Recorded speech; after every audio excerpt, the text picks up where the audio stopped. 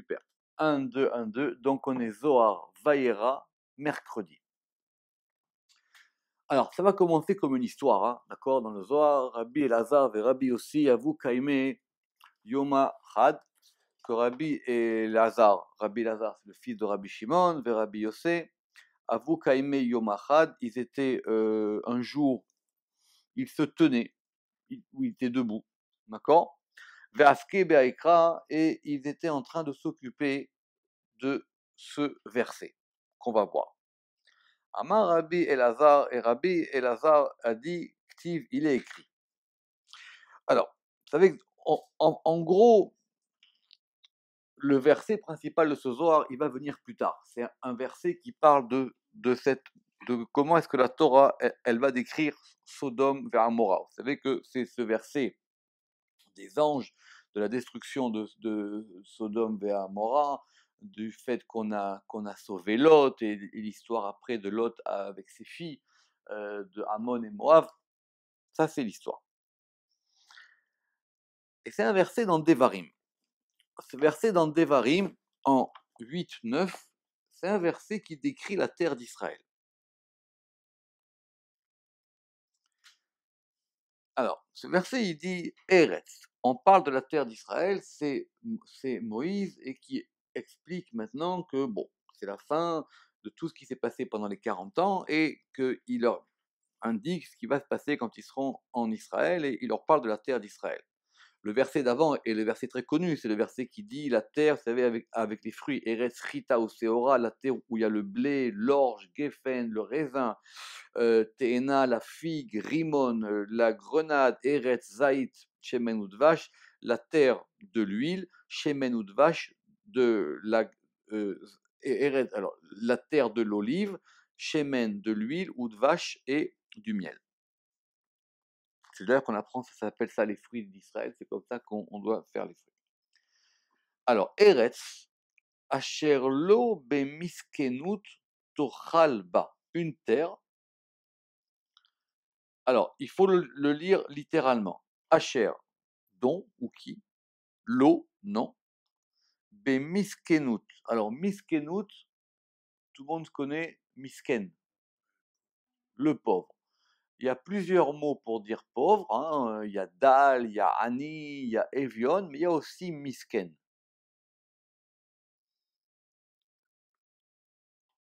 Eretz, asher lo bemiskenut, alors, dont, pas, alors, bemiskenut, miskenut, c'est un mot qui est formé de la composition de cette racine de misken, d'accord? Misken, c'est le pauvre. Donc moi j'ai traduit, donc la terre, dont, non pas en pauvreté, miskenut, tochal, tu mangeras, ba, ça veut dire en elle.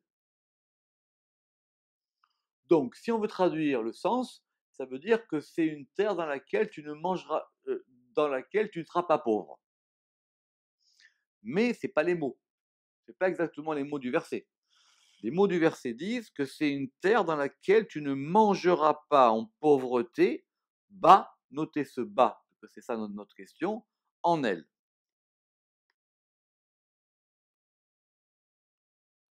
Pourquoi bas? Parce que Eretz, c'est un masculin féminin. Eretz au singulier, c'est un masculin, mais au pluriel, on dit les Aratzot. D'accord? Donc Eretz, il a une forme de masculin au singulier, mais il a une forme de féminin au pluriel. Donc bas, ça se rapporte à la terre. Bas, c'est en elle. Lechem lotersar, du pain lotersar. Alors, choser en hébreu, c'est manquer, d'accord? Chaser, un chaser, c'est un manque. Lechem lotersar, du pain tu ne manqueras pas, kol, tout, bas, en elle. Et le verset continue, Eretz asher avanea barzel, une terre dont les pierres sont de fer, ou meharera tarsov nechoshet, et où on peut graver de l'airain. Mais Nous, on va s'intéresser à la première partie du verset, celle qui dit les bienfaits de cette terre. Qu'après, on dit qu'effectivement, c'est une terre difficile, puisque même les pierres sont des pierres de fer. D'accord? Le Zohar va tout de suite pointer une question. Il va dire Hai, ba, trizimne amai. Pourquoi est-ce qu'il y a marqué 2 fois ba? Ça indique quoi, cette qui a marqué 2 fois en elle, ba? C'est vrai que grammaticalement et même dans la phrase, on ne comprend pas trop bien. D'abord, on aurait pu s'en passer, euh, puisque vous savez, ce sont des formes hébraïques, mais on comprend sans ça, c'est-à-dire tochalba, tu mangeras, et en plus on a dit la terre dans laquelle tu ne mangeras pas en pauvreté, j'ai pas besoin de rajouter en elle, ba. Et en plus, ça revient 2 fois. Lechem lotersar kol, du pain tu ne manqueras pas du tout, ba en elle. Donc pourquoi il y a marqué 2 fois ba? Donc maintenant on est habitué, on sait que chaque verset de la Torah c'est un monde, et que plus on étudie, plus on approfondit les versets. Mais la question c'est pourquoi est-ce qu'il y a marqué 2 fois ba?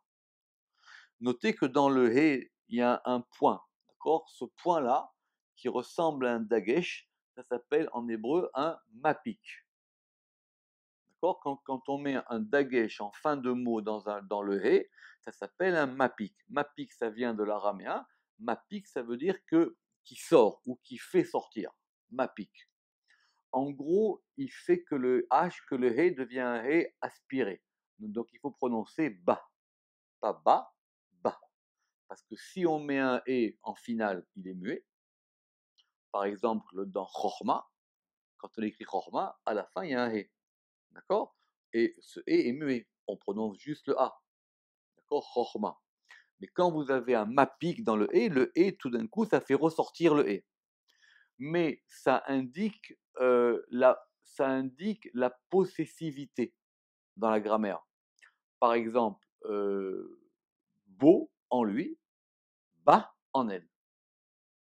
Bas. D'accord? Ça s'appelle un point, donc ce point-là s'appelle un mapik, et on a ici 2 fois ce point-là qui s'appelle le mapik. Bon, c'est une règle importante de grammaire, même si on ne prononce plus tellement aujourd'hui le mapik en hébreu moderne, quoique, effectivement, il faut le voir. Donc, Haï Baba, très hymné Amai. Donc, vous aurez posé une question et dit, mais pourquoi est-ce qu'il y a marqué 2 fois bas?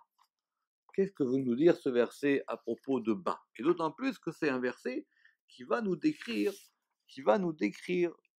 la terre d'Israël. Et là, Haïtma. Donc, on va prendre ce verset. Voilà, mais ainsi il a été dit, des Berichou, que le Saint béni soit-il, Pali kol amin ve'ar'an limimanan shlichan. Que le Saint béni soit-il, il a divisé tous les peuples et les terres en préposés émissaires. Bon, ça c'est connu que chaque peuple, il a ce qu'on appelait dans la philosophie allemande un génie. Chaque peuple a un génie. Il y a le génie français, il y a le génie allemand, et la preuve, c'est qu'il y avait même un génie égyptien, puisqu'il a même fallu combattre ce génie égyptien pour pouvoir sortir d'Égypte. Ça n'empêche pas qu'il y ait un seul Dieu, mais chaque peuple, il a ce qu'on appelle ici des Mémonish Lachin, alors on dira peut-être même c'est des anges, c'est-à-dire ce sont des anges qui sont les préposés à chaque nation. D'après le Zohar, c'est pas une question, c'est que par exemple, du coup, quand on va se trouver dans une nation, eh ben, nos prières et ce qu'on fait, ça passe par cet ange-là, ça passe par cet émissaire.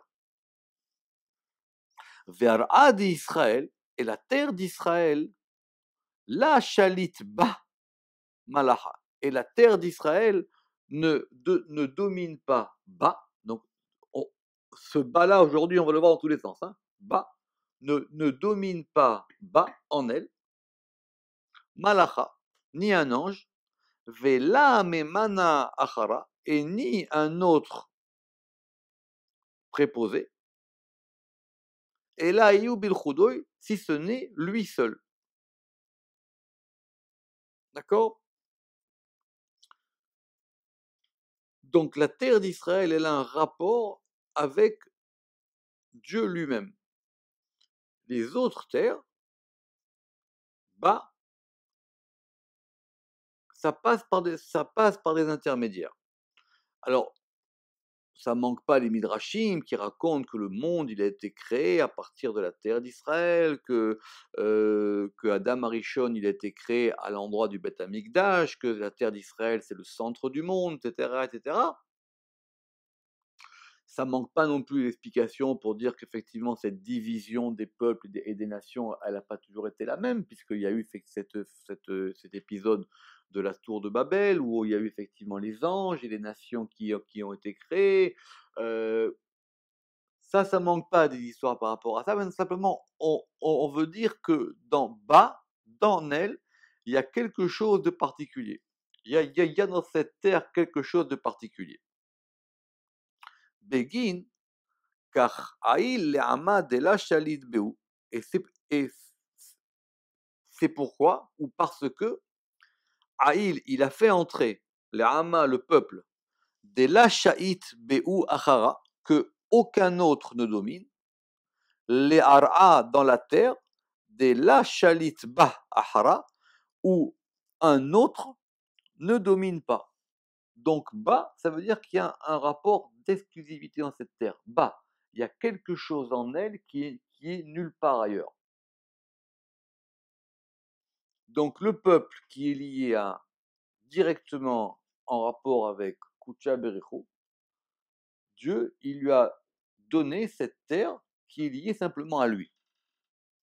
Vous savez que, par exemple, c'est intéressant, mais par exemple, Abraham, justement, c'est pas sa terre de naissance. Donc, quand dans l'Echlecha, Abraham il cherche son chemin, Dieu lui dit, mais pour toi, son chemin, c'est cette terre-là. Donc, cette terre d'Israël, elle a depuis le rapport, un élément particulier. Pourquoi est-ce que Dieu l'amène là? Alors, la réponse du Zohar ici, elle est simple, c'est que cette terre, elle est en rapport direct avec Dieu, et que le peuple qui est en rapport direct avec Dieu, donc ils sont liés l'un à l'autre. Mais le verset veut nous expliquer le bas en elle. Il y a quelque chose en elle de particulier. Même simplement, on pourrait dire bas, c'est béhé. C'est-à-dire, le hé, il est en elle. Le hé du nom divin, il est dans cette terre. Bas. Donc, première explication. Cette terre, elle a un rapport particulier, et le bas, et elle est liée à un peuple qui a aussi un rapport particulier avec Dieu. C'est pour ça que cette terre, elle est ultra sensible. C'est un point névralgique. Ça veut dire, c'est comme une zone ultra sensible du corps, quoi. Le moindre bobo, ça fait mal. D'accord? La moindre chose, ça change tout. Tachazé. Alors, ça c'était l'explication de Rabbi Lazare. Maintenant, Zohar va nous dire Tachazé. Tachazé, ça veut dire viens voir.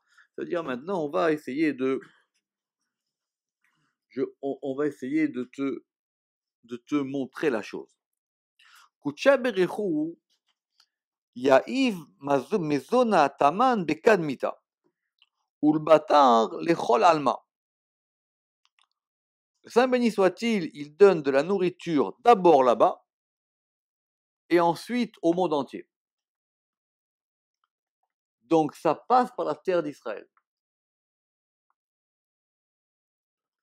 Vous me direz c'est normal parce que si on décrit un influx, cet influx, il passe. Oui, c'est ça, c'est comme dans la vie, quoi. Ça passe d'abord par un entrepôt et après il y a l'entrepôt qui dispatche. Comme par exemple le Shabbat. Ça passe par le Shabbat et après ça dispatche dans les jours de la semaine. Donc, vu que cette terre, elle est en rapport direct avec Dieu, et ici c'est concret, puisque le verset, il a parlé du pain, donc ça passe d'abord par la terre d'Israël. Et après, ça va ailleurs. Ça ne veut pas dire que ça ne va pas, mais il y a bien un ordre des choses. Donc c'est pas que directement c'est donné partout, ça passe d'abord par la terre d'Israël. D'accord? C'est Vaïera mercredi. Kol shar amin ovdei avodat kochavim ou mazalot, tous les autres peuples idolâtres, bémiskenut, eux, c'est en pauvreté. Parce qu'on veut reprendre ce verset, d'accord? On relit le verset. Eretz, asher lo bémiskenut tochalba, une terre dans laquelle tu ne mangeras pas en pauvreté. Lechem lo tersar kolba, du pain, tu ne manqueras pas de tout là-bas. Ça veut dire quoi une terre dans laquelle tu ne mangeras pas en pauvreté? Zohar dit parce que les autres terres, elles sont en pauvreté. C'est quoi en pauvreté? Ça veut dire qu'elles ont besoin qu'on leur donne. Ce ne sont pas des sources d'influx premiers. C'est ça que dit Zohar ici. Kol shar amin ovdei avodat kochavim ou mazalot bemiskenut. Eux, ils sont en pauvreté. Parce qu'ils dépendent de ce que la terre d'Israël leur donne. Ve'ara d'Israël lavachi. La terre d'Israël, elle n'est pas ainsi.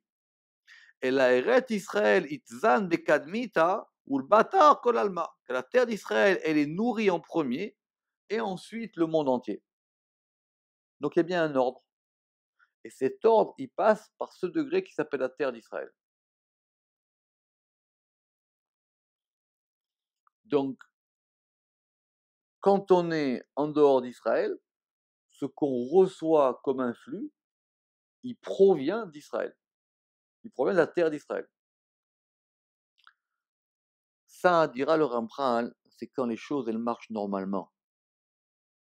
Mais quand les choses, elles ne marchent pas normalement, alors l'ordre, il est inversé. On voit bien aujourd'hui que, par exemple, si on regarde les flux économiques, ils ne sont pas exactement de cette manière-là. D'accord? Mais normalement, ça devrait se passer comme ça. C'est pour ça que toute la bracha, elle dépendait du Beth Amikdash. Le Beth Amikdash, c'était le lieu par lequel l'influx passe. Mais cet influx, il est fait pour être distribué. Il n'est pas là pour être gardé. C'est un influx qui passe. Donc c'est comme si c'était le central, quoi. Donc le central, c'est la terre d'Israël. Et c'est pour ça qu'on a dit au Begin, car Eretz asherlo bemiskenu tochal balechem, une terre où tu ne mangeras pas en elle du pain en pauvreté. Et là, beatiru, simplement en richesse, en suffisance de tout. Tochal ba, tu mangeras en elle, velo beatahara, et pas dans un autre lieu. Donc le bas, il veut dire ici que ça passe par elle. Vous savez que le bet en hébreu, il a plusieurs sens. Hein. Ça peut être avec, ça peut être pour, hein, dans, tout à fait. Ça peut être avec, dans, pour. Et c'est toujours, et il faut entendre tous les sens à la fois, à chaque fois. Par exemple, le fameux Bereshit, c'est dans le commencement, par le commencement, avec le commencement, dans le commencement. C'est très compliqué ce bête en hébreu. Donc, ba, ça veut dire c'est en elle, par elle, avec elle, dans elle. Et ça, ça a tous les sens. Ça a tous les sens à la fois, le fameux Bereshit. C'est dans le commencement, par le commencement, avec le commencement. Donc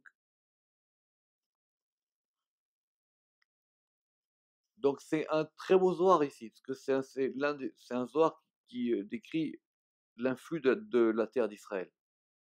C'est-à-dire que cette terre d'Israël, bas, c'est en elle, par elle, avec elle. Alors que les autres terres, c'est pour ça que le verset il a dit Bémiskenut. Ça veut dire quoi? Une terre dans laquelle tu ne mangeras pas du pain en pauvreté. Alors quoi, les autres, ils en mangent pas. Oui, ils en mangent aussi du pain. Mais ça s'appelle Bémiskenut. Ça s'appelle le fait que ça passe par un autre lieu. Ils ne sont pas en prise directe. Alors c'est pour ça qu'à l'inverse, c'est plus dur en Israël. Parce que là, c'est direct, tu comprends? C'est-à-dire, si tu vas directement te servir à l'entrepôt, si tu n'as pas de compte client, tu prends rien. Alors que si tu vas chez le revendeur, peut-être que lui, il peut te dépanner. Exactement.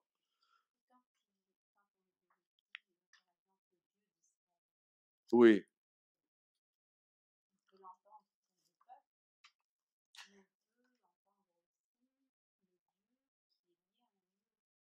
Alors, c'est toute la question. Mais ça, c'est toute la question, mais ça, il faut reprendre depuis le début. Il faut reprendre depuis le début de d'où vient ce nom d'Israël, puisque ce nom d'Israël, il va. C'est c'est- c'est- c'est très compliqué, parce que quand, par exemple, on va faire la prière, on dit Shema Israël. Donc, on s'adresse à Shema Israël.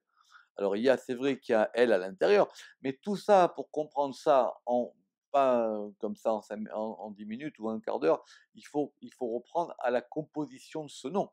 C'est-à-dire, et ce nom, même là-bas, quand on voit comment c'est expliqué dans la Torah, puis que je vous rappelle que c'est le nom que Yaakov a obtenu après s'être battu avec un personnage dont on dira que c'est un ange, etc. Et d'où ça veut dire Israël. D'accord. Bon, après, ça ne manquera pas, on dira Yachar El, Shir El, ça ne manquera pas l'explication, la droiture de El, le Shir El, le chant de El, etc. Mais c'est un degré qui va apparaître et qui va être le deuxième nom de Yaakov.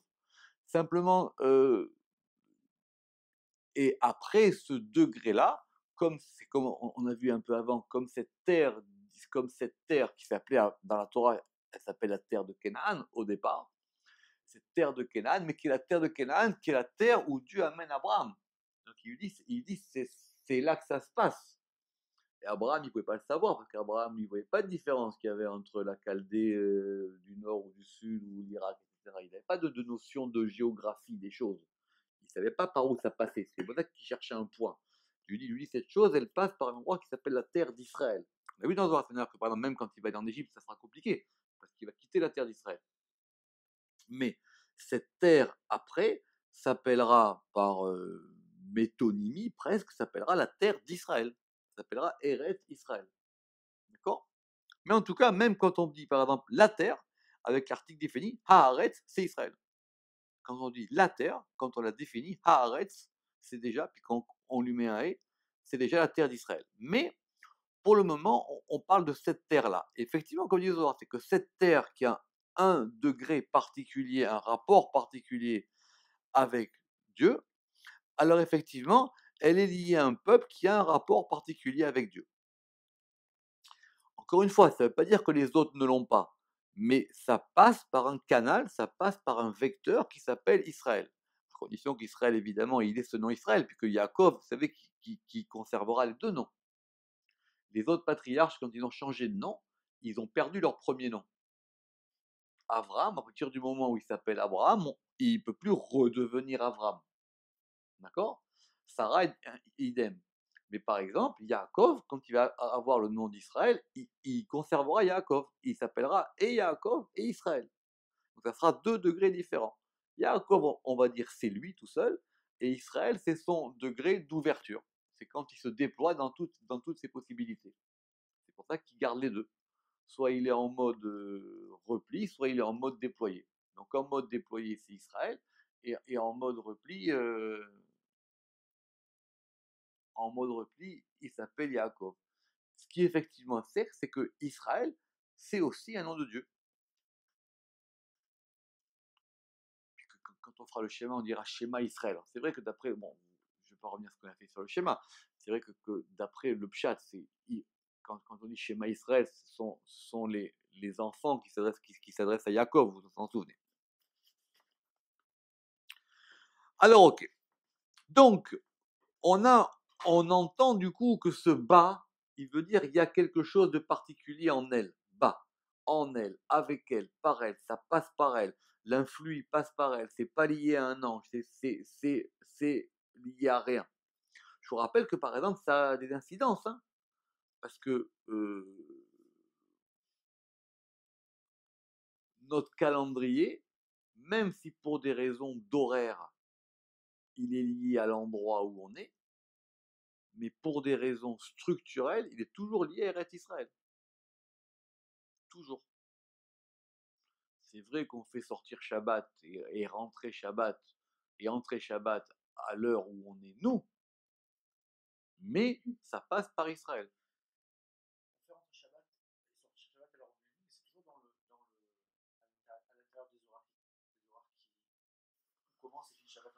C'est une bonne question, c'est une bonne question dans le Zohar, parce que le Zohar il dit là-bas que toutes les prières elles passent, c'est un Zohar dans Echalot, dans Pekoudé. Le Zohar il dit là-bas que toutes les prières elles passent par Israël. Que de la même manière que ça descend d'un côté, il faut bien que ça remonte d'un autre côté. D'accord? Donc quand ça remonte, ça passe par la Bracha d'Eret Israël. Alors il dit, mais alors, et c'est technique, le Rama qui pose une question, il dit, mais alors quoi? Alors, celui qui fait sortir, bon, il dit pas Tahiti, parce qu'il ne connaissait pas, mais celui qui fait sortir Shabbat dimanche, celui qui fait sortir Shabbat là-bas dimanche, et en Israël, ils ont déjà fait sortir Shabbat depuis déjà presque, des fois, si on prend le plus grand décalage horaire, depuis 24 heures. Alors, il dit, cette prière, elle est bloquée, et il faut qu'elle repasse par le canal. Mais, concrètement, ça passe par Israël. C'est quand eux, par exemple, la Shemitah, il y a beaucoup de choses. Dans la halakha, il y en a qui auraient voulu qu'on puisse aller même tout le temps selon la terre d'Israël. Bon, ça marche pas, puisque c'est par rapport à l'endroit où tu es. Mais tout passe par rapport à Eretz Israël. Alors maintenant, on va rentrer un peu plus dans les détails, et donc on va s'interroger pourquoi est-ce qu'il y a marqué 2 fois. Pourquoi il y a marqué 2 fois bas? Ok, tu veux m'indiquer que bas, il y a quelque chose qui s'appelle bas, qui est en elle. Les autres terres, elles dépendent d'eux. Cette terre-là, tout est en elle. Bas, c'est en elle. Mais pourquoi 2 fois? Alors, bas, Big Dishu Deara, bas, Sharia Memenutaila, en elle, dans la sainteté de la terre. Donc il y a une sainteté de la terre. Alors c'est vrai que c'est notre thème cette année au Beth Midrash, on en reparlera, mais il y a la notion de sainteté s'applique évidemment, peut s'appliquer à l'homme, peut s'appliquer à des situations, elle peut s'appliquer à des temps, puisqu'on va dire qu'il y a des temps saints, par exemple on dira que le Shabbat c'est un temps saint, ou Kippour, mais elle peut s'appliquer aussi à des lieux, et elle peut s'appliquer à une terre. Et la terre d'Israël, c'est pour ça qu'on l'appelle la terre sainte. C'est évident pourquoi on l'appelle la terre sainte. Il y a une sainteté de la terre. Alors la sainteté, on en reparlera plusieurs fois, mais simplement, ça a 2 notions. Ça veut dire qu'elle est comme quelqu'un qui est saint. C'est à la fois séparé et c'est à la fois en lien. Et c'est les deux à la fois. La sainteté, c'est être séparé et en lien. Et la conjonction des deux forme la sainteté. Si tu n'es qu'en lien, c'est pas saint. Il faut que ce soit séparé et en lien. Or, cette chose qui fait que de la séparation et du lien, les deux vont ensemble. Ça s'appelle la sainteté.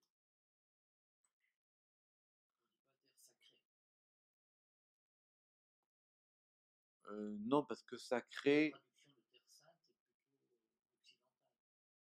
d'abord, ça change quoi la différence entre sainte et sacré? Parce que sainte, c'est un adjectif, et sacré, ça serait l'adjectif composé.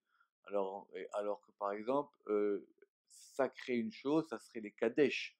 Or, quand on dit Eretz Kedusha, c'est là, oui, sainte ou on peut après, entre sainte, sanctifié, sacré, c'est le même champ, c'est le même champ lexical, hein, on a gagné des petites nuances. À condition qu'on traduise ce kadosh par saint. Mais si on traduit ce kadosh par saint, kadosh, oui. Mais la terre, en hébreu, ça serait plus mes coups d'échette. Quand par exemple, tu es sanctifié. Mais kadosh c'est ça. C'est un adjectif simple. Sharia memenutaila, donc en elle repose la fidélité supérieure, la emuna supérieure. Ba sharia birkata delela, et en elle repose la bénédiction d'en haut. Velo beatarachara, et pas en un autre endroit. Ce qui veut dire que il y a une géographie. Ça veut dire qu'il y a une géographie. Alors c'est une grande question dans la Kabbale. Comment ça marche une géographie? Mais d'après le Pshat, il y a bien une géographie. Ça veut dire une géographie, ça veut dire que il y a même une il y a même une topographie. Tous les endroits ne sont pas équivalents. On pourra peut-être dire des fois que plus on rentre dans l'intériorité des choses, tout se connecte. Mais avant d'être dans l'intériorité de l'intériorité de l'intériorité, il y a des degrés où il y a bien une différence. Si vous êtes là, c'est pas la même chose qu'être là-bas. Parce que l'influx n'est pas le même. Parce que ça passe pas au même endroit. D'ailleurs, tout le Sefer Bereshit, hein, c'est un livre des topographies. Pourquoi est-ce qu'Abraham il a choisi, on verra d'enterrer Sarah à Marat à Marpella? Ah, on va dire c'est parce qu'il y avait là-bas Adam Arishon qui était enterré. Donc il y a bien une topographie. Pourquoi il n'a pas fait ailleurs?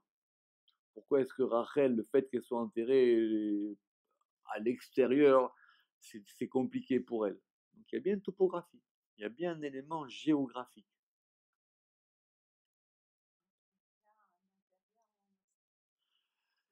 Alors, ça, c'est plutôt. Alors après, il faut voir s'il est horizontal ou vertical. Mais horizontalement, oui. Verticalement, que peut-être que plus on rentre à l'intérieur de l'intériorité, peut-être que cette géographie, elle disparaît. Puisque, on va dire que quelqu'un. Mais, en gros, cette topographie, elle existe. Et cette topographie, elle est donnée par la Torah. C'est vrai que tout le message, il est un message de réception des choses, mais c'est pour ça qu'Abraham ne voyait pas cette chose-là. Parce qu'il concevait pas cette chose-là en termes de topographie. Il voyait ça, lui, en termes d'énergie. Il voyait ça en termes d'énergie, en termes de force. Il voyait qu'il y avait des forces dans l'univers. Maintenant que tu te trouves à Tokyo ou à San Francisco, ça change quoi? Ah oui, ça change quelque chose. Mais il ne savait pas. Oui, ça change quelque chose. Ça change quoi? Si finalement tu es connecté un point intérieur, que tu sois là ou là-bas, ça change quoi? Tu peux dire, ok, ça change parce que j'ai pas ma famille, parce que j'ai pas mon boulot, ça c'est des choses liées. Enfin, tu vois, c'est de la proximité, c'est pas de la vraie topographie, ça, tu vois. Mais une vraie topographie, le Zohar ici, en tout cas, clairement, il dit que ça existe et qu'elle est là. C'est une topographie. Alors pourquoi est-ce que, revenons au verset, pourquoi est-ce qu'il y a marqué deux fois bas? Eret asher lo bemiskenu tochal ba, lechem lo tersar ba, lechem lo tersar kol ba. Il dit parce qu'il y a deux fois. Une fois parce que la terre, elle est sainte, et une fois parce que cette terre-là, il y a une, il y a une présence divine dans cette terre. Alors maintenant, la présence divine, on peut la moduler. C'est ça qui fera la différence entre l'exil, le fait qu'il y ait, etc. Mais en tout cas, cette présence divine, elle est toujours là. La Kedusha de la terre d'Israël, elle est, elle est toujours présente.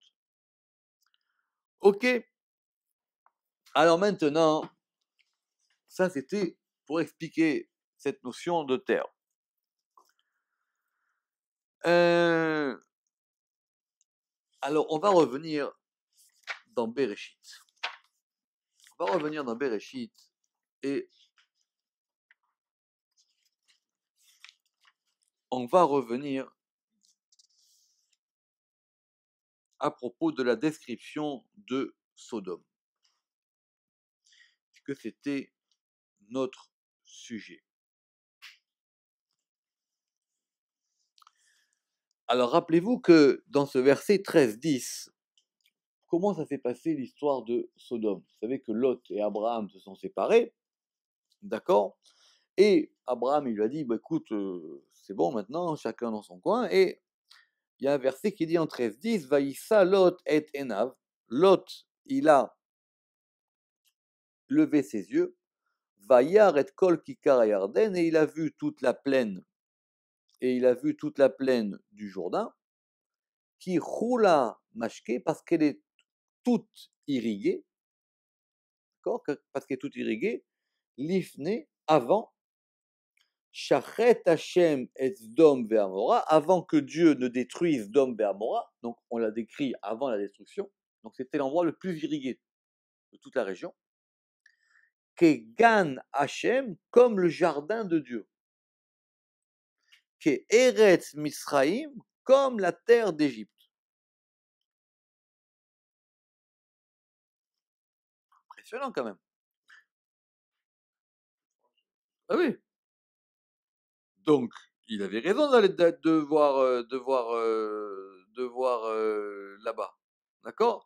Rachid dira, et alors, on répète, on dit là-bas, elle s'appelle Kegan Hashem, comme le jardin de Dieu.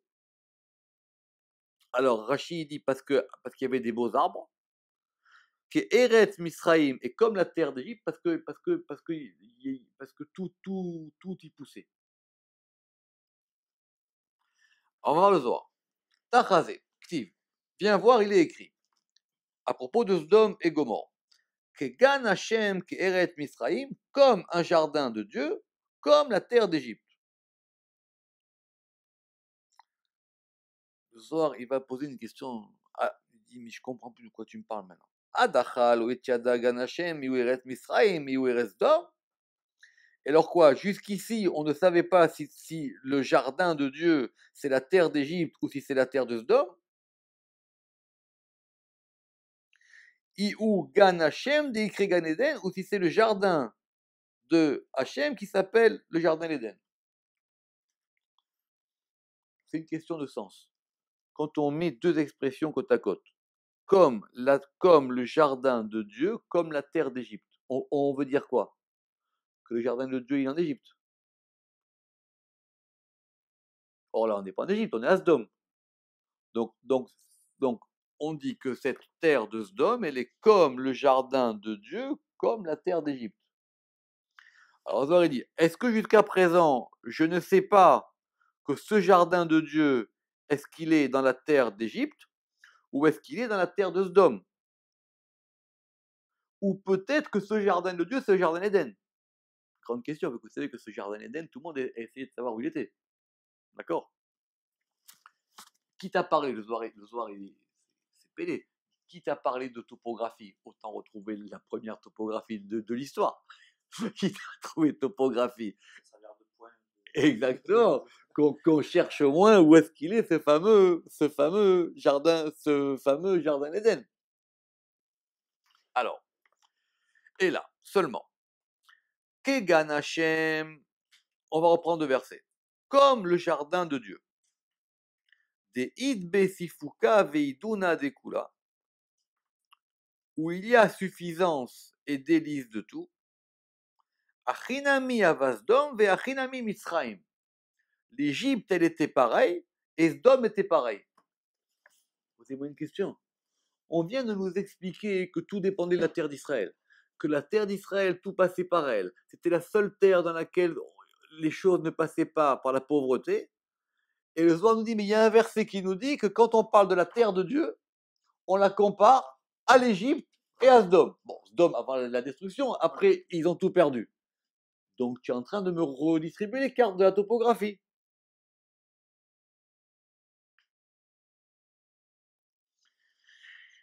Le verset qui nous parle de la terre d'Israël, il dit deux fois bas, bas, bas, en elle, en elle.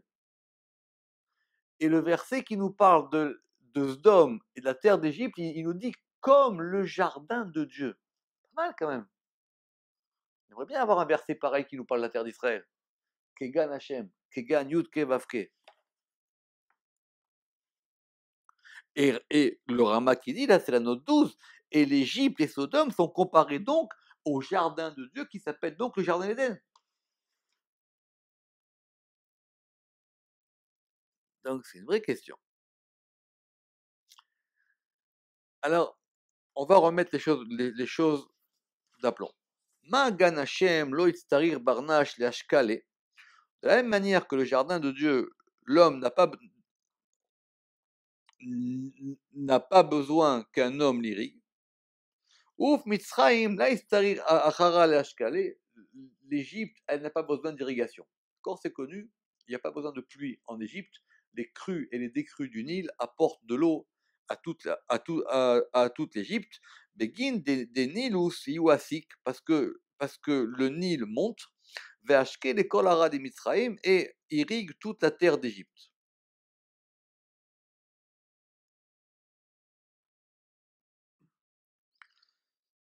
Donc, le Rama qui dit donc la terre d'Égypte ne ressemble à la terre d'Israël qu'en ce qui concerne l'irrigation.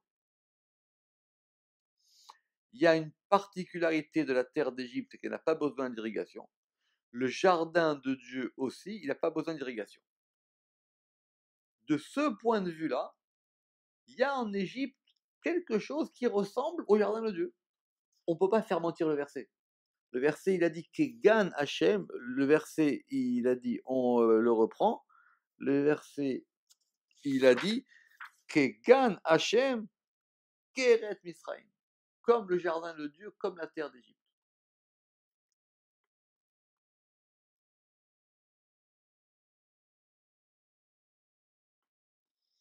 Alors c'est là qu'on va comprendre que les choses sont plus compliquées qu'on croit.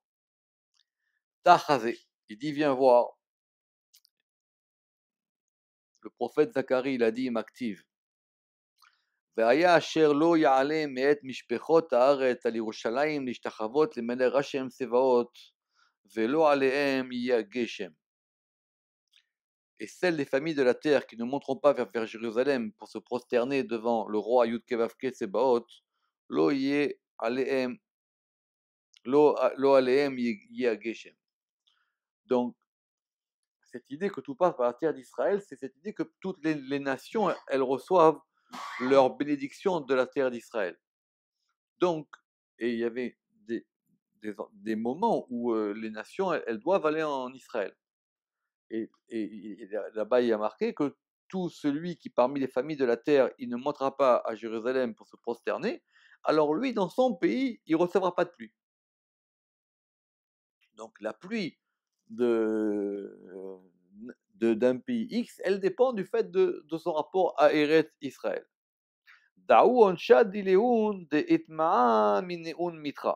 C'est leur punition que la pluie leur soit enlevée.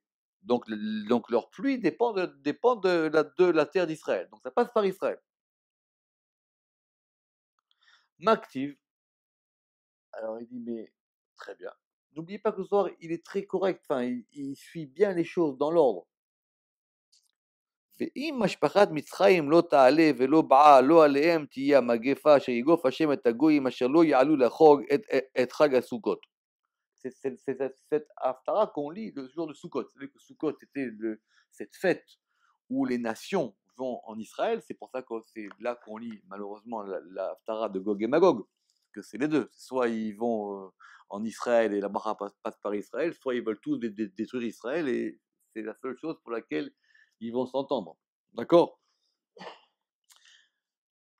Alors tu me dis, mais si maintenant, si eux, ils viennent pas, ils n'auront pas de pluie. Mais l'Égypte, il n'y a pas besoin de pluie. D'accord ou pas? Alors, très très bien. Alors il dit, à propos de l'Égypte, Tramé, vois, de l'active velo aleem yegeshem. Il n'est pas écrit que sur eux, il n'y aura pas de pluie. Begin de la nachit misitra le mitzrayim ve'otelecha, parce que la pluie ne descend pas en Égypte et qu'elle n'en a pas besoin. Donc l'Égypte, c'est encore plus grave. Si eux, ils vont pas prendre leur bracha en Israël, la pluie, ils n'auront pas de problème, mais ils auront quelque chose d'autre. Il leur arrivera aussi quelque chose qui est quelque chose pour eux. Et la uncha dileun maou. Alors c'est quoi maintenant leur punition? Il dit c'est ce qu'il y a écrit. וזאת תהיה המגפה אשר יגוף השם את כל העמים אשר צבו על ירושלים עמק בשרו ועומד על רגליו ועיניו תימקנה בחוריהן ושונו תימק בפיהם. C'est encore plus grave que ça. Il dit maintenant voilà le fléau qu'Hachem il va donner à tous les peuples qui ont rassemblé leurs armées contre Jérusalem. Donc maintenant il leur dit qu'est-ce qui se passe si maintenant les nations elles se retournent contre Israël, contre la terre d'Israël? Oui, c'est simple, hein. Ça s'appelle le déni. Si vous voulez pas recevoir la chose de là où elle vient, ça s'appelle du déni. Donc la chose, elle se retourne contre vous, d'accord?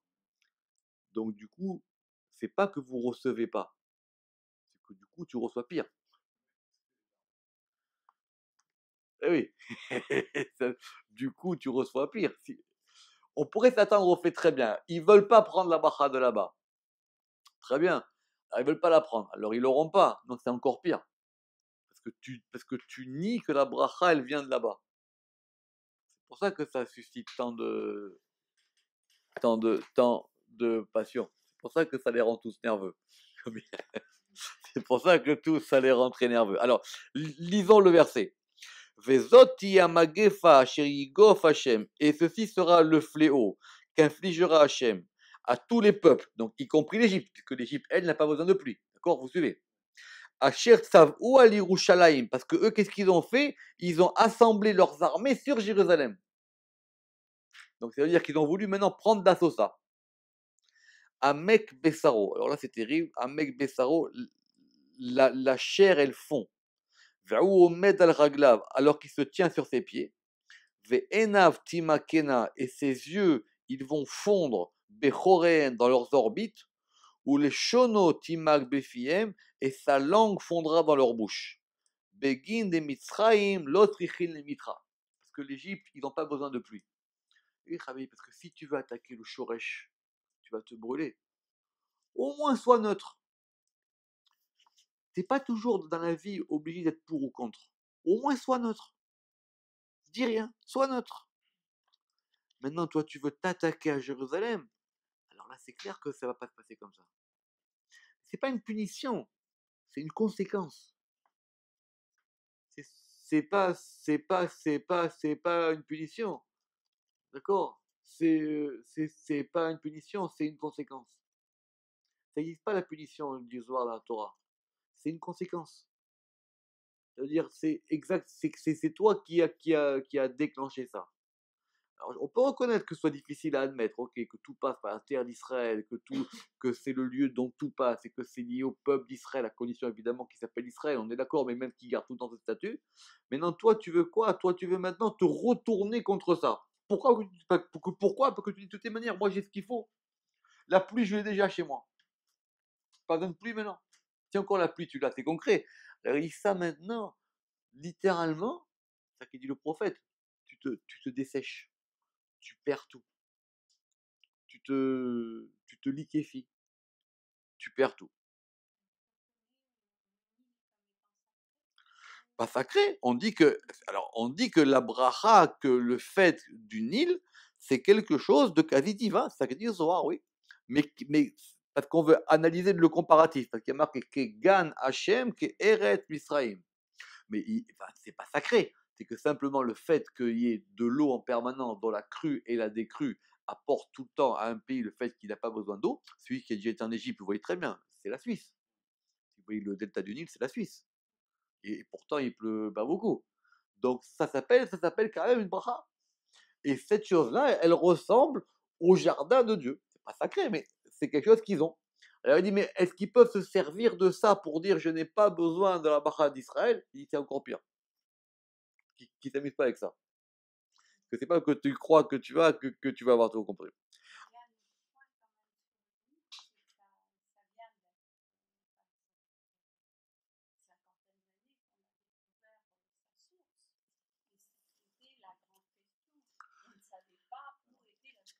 Ah, ça c'est une autre question, mais rappelez-vous que quand Yaakov, il va y avoir cette entrevue historique, c'est que Yaakov va rencontrer Pharaon, deux grands personnages, d'accord? L'ancêtre le grand patron et l'Égyptien. Ça n'a pas duré très longtemps, parce qu'en général, que tu as deux personnages comme ça qui se rencontrent, ils n'ont pas besoin de discuter des heures à boire le thé, tu vois. Donc, et Pharaon, hein, et donc Yaakov, il a béni Pharaon. Et il lui a dit que partout où tu marches, le Nil soit à tes pieds.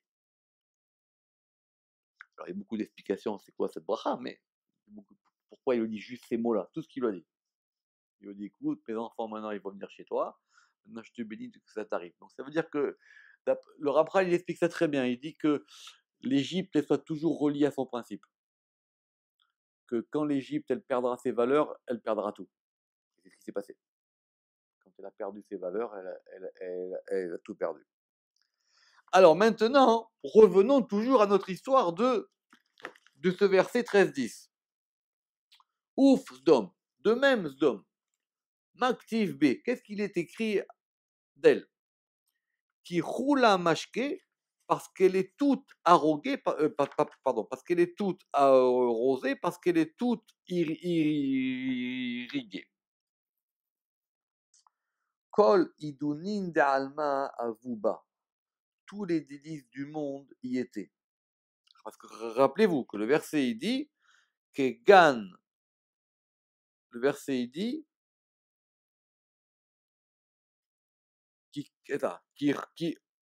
qui roula mashke parce qu'elle est toute irriguée et après on dira comme le jardin de Yudkevavke, comme la terre d'Égypte.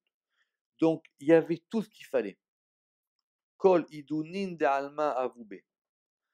Ve alda lo ba'an divne nashach renen yetenuba. Et c'est pour ça qu'il ne voulait pas que d'autres en profitent.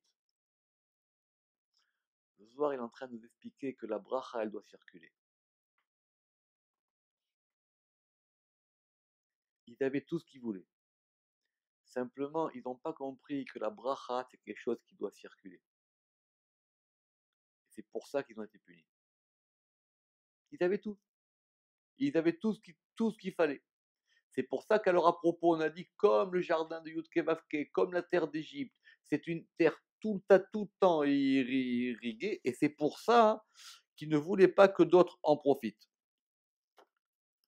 Rabbi Chia Amar, Inu navu chayavin migarmeu ou mimanayon. Ils étaient mécréants par eux-mêmes et par leur argent. Ça veut dire, c'était maintenant. Alors, si on dit simplement que c'était qu'un problème de répartition des richesses, d'accord? Qu'ils ne voulaient pas partager leurs richesses. Ils ne voulaient pas que leurs richesses circulent. C'est vrai que c'est un grand système, qu'il faut que ça circule. C'est tout le principe. Alors, il dit c'était en plus eux-mêmes et en plus par rapport à leur argent. Des kol barnage des yutsarena les gabé miskena, parce que chaque homme qui a l'œil étroit pour le pauvre, Yehutu de l'ait kayem be'alma, vaut mieux qu'il ne se maintienne pas dans le monde. Velood et la delet les chaim alma deate. Et de plus, il n'a pas de vie pour le monde qui vient. Donc, ils avaient quelque chose, et celui qui maintenant, il diffuse pas la chose, alors évidemment, on diffuse pas n'importe comment, sinon c'est n'importe quoi, mais celui qui diffuse pas la chose, il est tsaraïn, c'est-à-dire on dit qu'ici qu'il a l'œil étroit. Donc cet œil étroit fait que lui, il se bouche et il bouche le reste. C'est ça qu'on dit. On dit il vaut mieux que pour lui, dans le monde, il ne se maintient pas. Et en plus, sa vie, elle ne s'étend pas. C'est-à-dire qu'il n'a pas de vie pour le monde qui vient. Comme il dit le Ramak, il ne profite pas de la lumière de vie qui provient de la sainteté. Il n'y a pas d'extension de la chose. Et tout celui qui est généreux avec le pauvre, donc miskena, on retrouve le même terme qu'au début. Il est convenable qu'il se maintienne dans le monde. Que le monde se maintienne par lui. Et il a vie. Ce sont deux choses différentes. Il y a la vie et la longueur de la vie. La vie, c'est une chose. Déjà, le fait d'être relié au principe de vie. Il faut aussi que cette vie, elle puisse avoir une épaisseur, une largeur. Or ça passe justement par ce principe que la Torah, elle a dit, l'obemiskenu Torah. Le Zohar, il termine comme il a commencé. Il dit, c'est une terre dans laquelle tu ne manges pas en pauvreté. Parce qu'il y a un influx qui passe. Et cet influx, il doit passer, il doit circuler. Les almadéate, et c'est à la fois dans le présent, et c'est à la fois dans l'avenir. C'est pour ça que cette terre, elle est à la fois liée à ce monde-ci et au monde qui vient. Baruch Adonai Leolam, Amen ve Amen.